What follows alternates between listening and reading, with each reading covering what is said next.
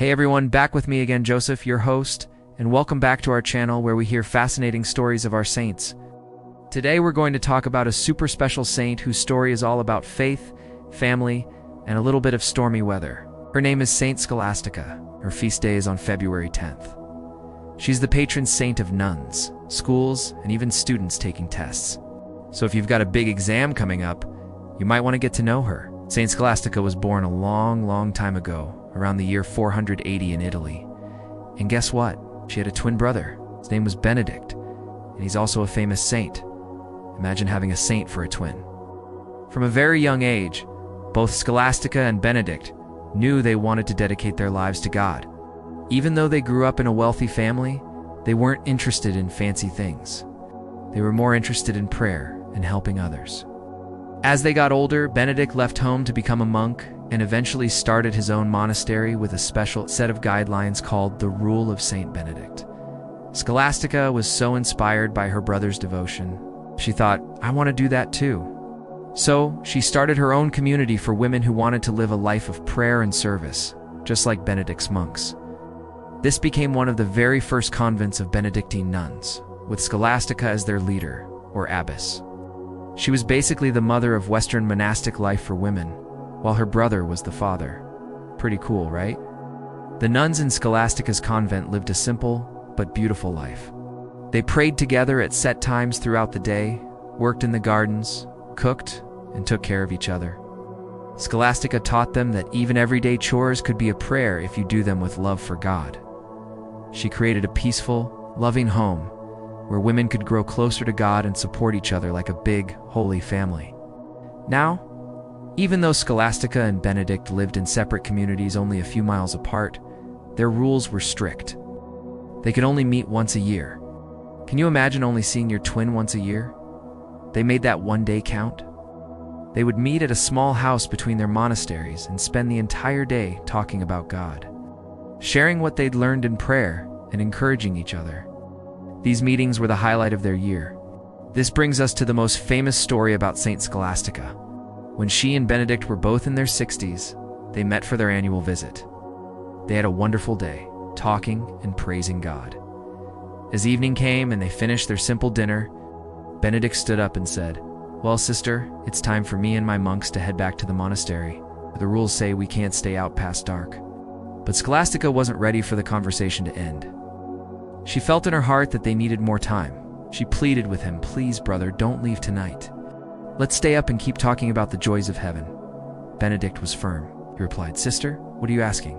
I absolutely cannot stay outside my cell. It's against the rules. Scholastica was sad to hear him say no. But she had a powerful friend she could turn to. She quietly folded her hands on the table, rested her head on them, and started to pray.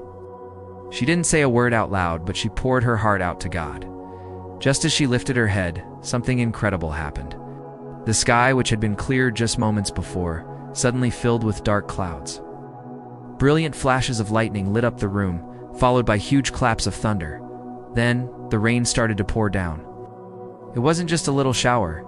It was a massive downpour, a crazy thunderstorm that made it impossible for anyone to step outside. Benedict looked at the storm and then at his sister, completely amazed. He asked, Sister, what have you done? Scholastica looked back at him, maybe with a little smile, and said, I asked you and you wouldn't listen. So I asked my God, and he did listen. Now go back to your monastery if you can. Leave me and go. Of course, Benedict couldn't go anywhere, so they stayed up all night, just as Scholastica had hoped, talking about God and heaven. It was a beautiful, holy night, a gift from God. Why was her prayer answered? Well, one writer, Pope St. Gregory the Great, said it was because her love was greater. She did more, who loved more. Her deep love for God and her brother moved the heart of God himself. That night was the last time they saw each other on earth. Just 3 days later, Benedict was praying in his monastery when he had a vision. He saw his sister's soul leaving her body and flying up to heaven in the form of a beautiful white dove. He knew she had gone to be with God. He sent his monks to bring her body to his monastery, and she was buried in the tomb he had prepared for himself. A few years later, when Benedict passed away, he was buried right there beside her. So the twins who shared a mission in life now share a final resting place, waiting to rise together one day. So what can we learn from Saint Scholastica's amazing life? First, the power of prayer. Scholastica teaches us to never be afraid to ask God for what we need. She didn't give up when her brother said no. She went straight to the top. We should pray with that same trust and persistence. Second, she shows us the importance of love. Her love for God and her brother was so strong it literally changed the weather. Her story reminds us to cherish our friends and family, to build each other up, and to center our relationships on our shared love for God.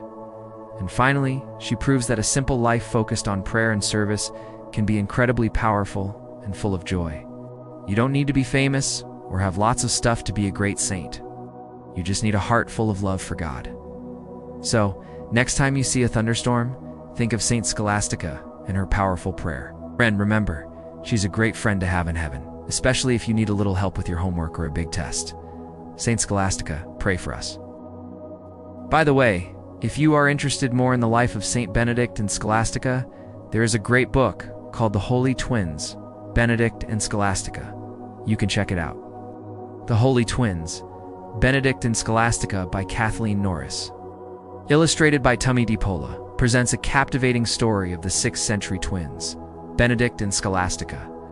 The narrative, suitable for children aged 4 to 8, details their upbringing in Nursia, Italy, and their separate paths to spiritual devotion.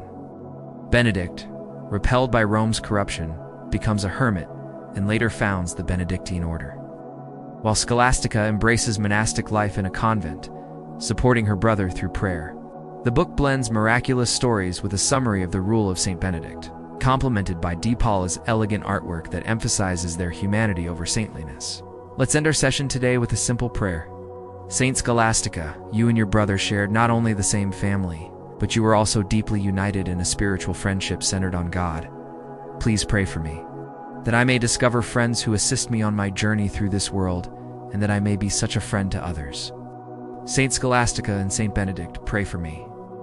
Jesus, I trust in you. Amen. Thanks for joining me for this saint story. I hope you feel inspired by this incredible woman of faith. Don't forget to like, subscribe, and share this video with someone who might need to hear it. Take care, everyone. Stay healthy and hungry for holiness. See you next time, and God bless you always.